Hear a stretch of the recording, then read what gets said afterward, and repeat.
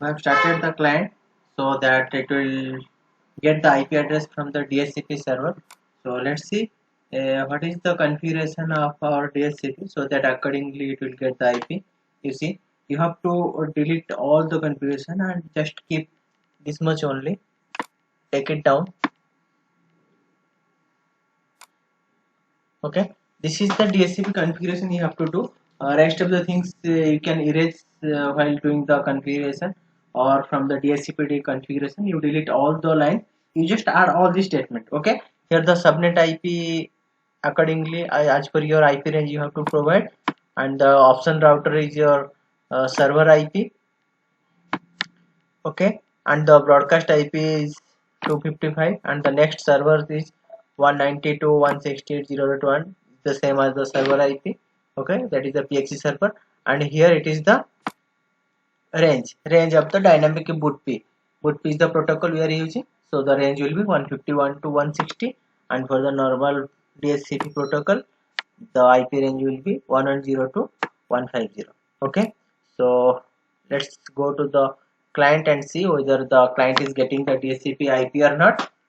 Okay, and before allowing the DHCP or publishing the DHCP IP range, you should have disable the firewall or the IP table, which is most required thing. Otherwise, the DHCP server will not publish the IP to the clients. Okay, so let's see at the client whether it is getting the IP from the DHCP server or not.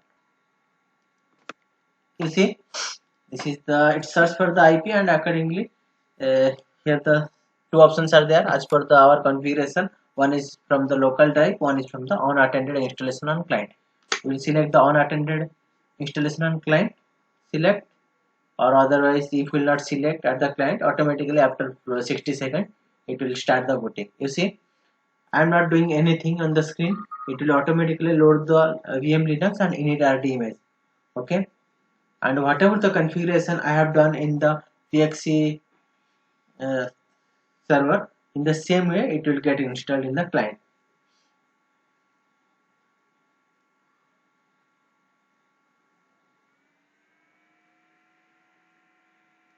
You have remembered in the beginning while doing the PXE server configuration, we have done that system config kickstart. That command is there. In that we have given our parameters like time zone, what will be the username and the root password of the client. Everything we have given. In the same way it will get installed here. Okay.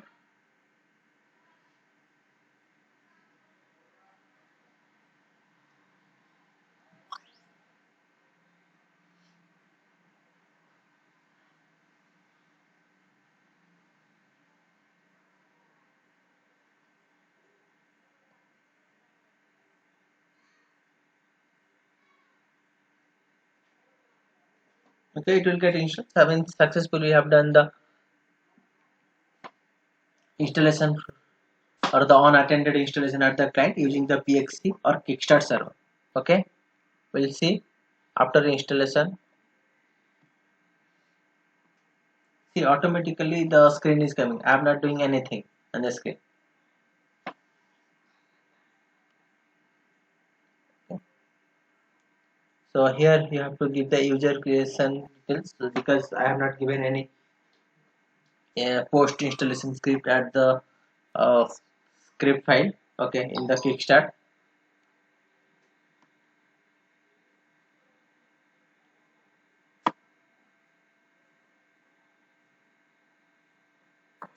You see, installation is in process. So the video is almost large and it is more than 1 hour, I think so. So you have to be patient and carefully you have to understand each and every step, and accordingly you do or do the practice. Okay.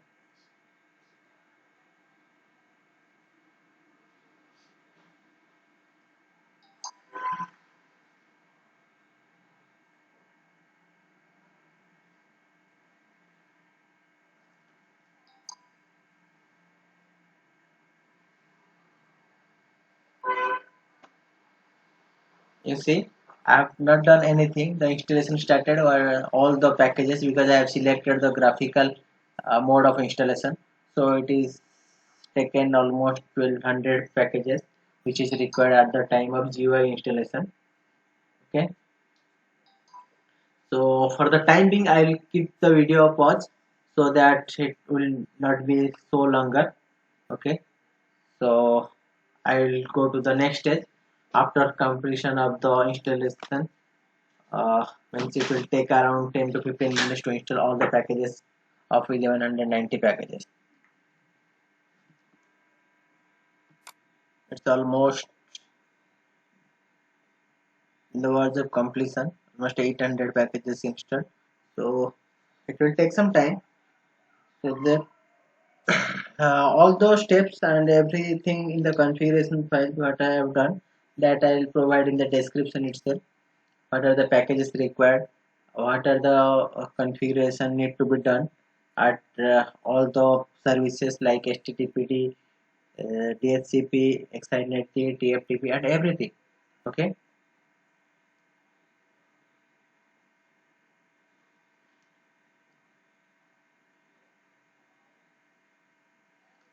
everything I'll provide in the description. From there, if you will face anything at the time of practical or you are doing at your own environment, so you can refer that.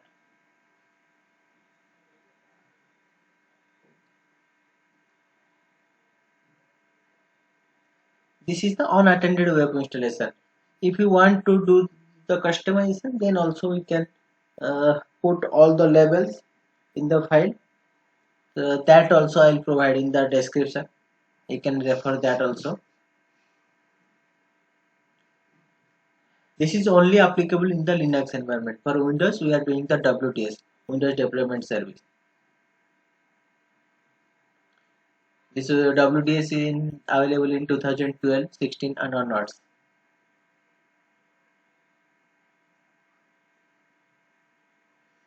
And this is the most easiest way. The package, these 5 services need to be installed. These are the prerequisites like static IP, YUM, and DSCP, TFP, TFTP, and FTP, and HTTP. Without this, you will not be able to configure the PXE or Kickstart server successfully. So before going for the Kickstart configuration, you have to complete all these prerequisites. In the same server, it need to be done.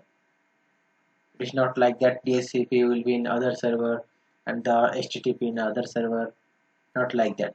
All the services will be installed in a single server where you are going to configure the PXE or Kickstart server.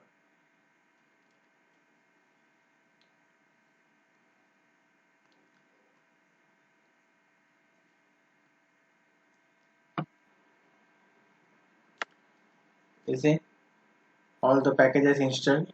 Now it is performing the post installation step. In the post installation, I have not added any script while doing the Kickstart server, so it will not create the user. If I have given the script there, then it have created the user as per my requirement. So it will only do the post installation of all the packages or setup task, and I'll get a login script.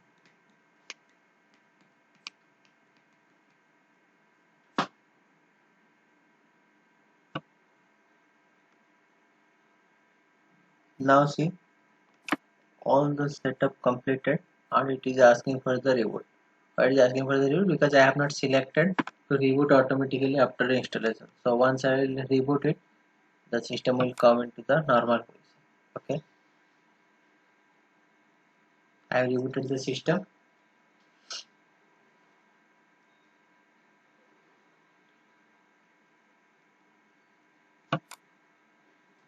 While you are doing the Kickstart configuration, you select or check the reboot option so that after installation automatically the client system get rebooted and the login screen should appear on the screen.